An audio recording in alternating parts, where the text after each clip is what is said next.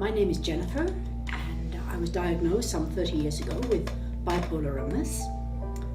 I'd had 4 children in 4 years, and after my 4th baby I had a major depression, which we assumed was postpartum, but it was really severe. I couldn't look after my 2 youngest children, who were both babies.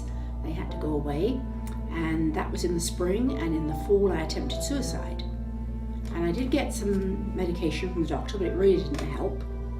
Now I had another baby, and when she was just a baby, I had to have 3 major surgeries within a few months, and so that meant 3 doses of anesthetic. I have learned since that anesthetic puts me into a manic spell. So I went into a big manic spell, but of course didn't know what it was. Went to my doctor and told him the symptoms, and he said, well, I think you'll need to talk to someone. And I went to a therapist, and he took my family history. In my family, there's alcoholism and suicide. And as soon as he saw that, he said to me, well, you're going to need a psychiatrist. Would you be prepared to see one? Because you're going to need medication. And I said, I'll do anything to get rid of these symptoms. I've got 5 little children under the age of 8, and I'm at home alone with them. My husband's gone all day, and I want to keep them safe. So I don't want to be having manic spells and doing irresponsible things. So I struggled on, and then our children left home, the youngest one left home, and we sold our house and downsized, went to an apartment, no kids at home. Life was a lot easier, and I felt a little better. But just as I was beginning to feel better, I still had the swings. I knew I was manic and depressed. It was still going on. By this time, the side effects of the meds was becoming more disruptive than the illness. I could sleep 14 hours a day sometimes. A good day, I slept 10. So a typical day when I was in a depression was I would go to bed at 9. I would get up at 11 the next morning. I'd function for 2 or 3 hours. I'd have a 2-hour nap in the afternoon. Then I'd drag about in a fog for the rest of the evening. So I was there, but not there. It wasn't much of a life. So I'd heard about True Hope because I live in Raymond, and I'd heard about its history being developed. But I kind of thought, oh, it's probably snake oil, it's probably hocus pocus. But the side effects were getting worse and worse. And then a couple of things happened. I had another bad spell, and I went in the psych ward again. And my doctor medicated me very well. This was in 2005. And then it medicated me highly, which I wanted. I wanted to get out quickly because my husband gets really fed up when I'm ill. And the meds, they just paralyzed me. I had iron bars all around here. I was in pain. And I was walking bent over like this, staggering along.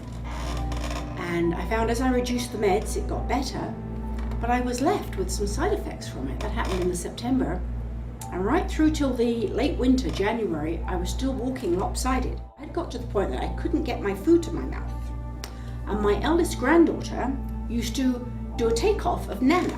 She would go, this is Nana eating her food, because I'd always try to scrub stains off my front, where I'd spilt the food, and this sleeping, and I wasn't with it. My son used to say, oh, Mum's in mode simple. And mode simple meant that Mum's there, but she's not there, That was my life, mode simple. I was hearing more about True Hope, and then I met a lady who I had been in the psych ward with, and she had actually been iller than I was. She was a lady here from Raymond, and I know she'd been so bad that she spent time in the Clare's Home care center recovering. After you come out the psych ward, you can go to Clare's Home if you need more time to recover.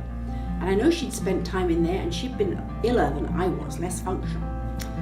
And I went to a volunteer appreciation day, and there she was, working. I said, what are you doing here? She said, well, I'm working. I said, how come you're working? Tell me, what are you doing? She wasn't very willing to tell me at first. I pressed.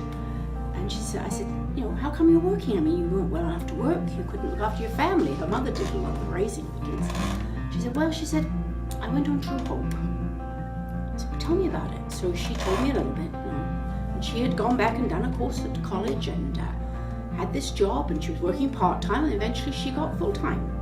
But I couldn't believe it because she'd been more ill than I had. I was similar circumstance. She's younger than me. Similar circumstance. We used to meet in the psych ward, It was our meeting place.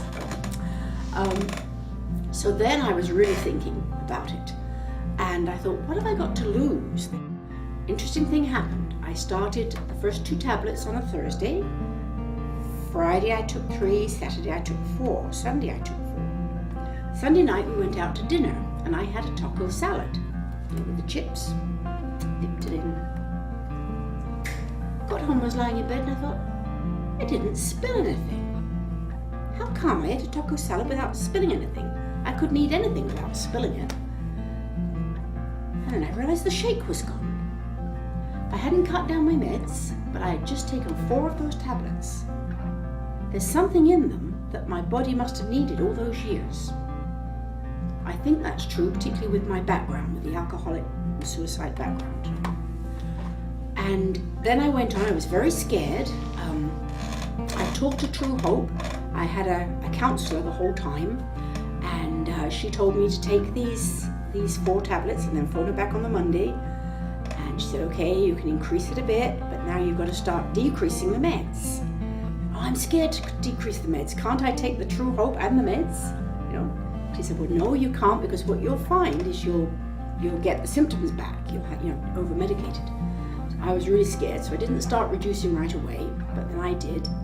And I was very, very scared. I phoned in every 4th day, because every 4th day she gave me a schedule to reduce the meds, tiny, tiny, tiny, an 1/8 at a time, because I've been on meds for 30 years, so I had a lot to come off of. So I reduced them by an 1/8 at a time, and she told me how to do it, and cut them up and measure them, and at the same time increasing the Empower Plus.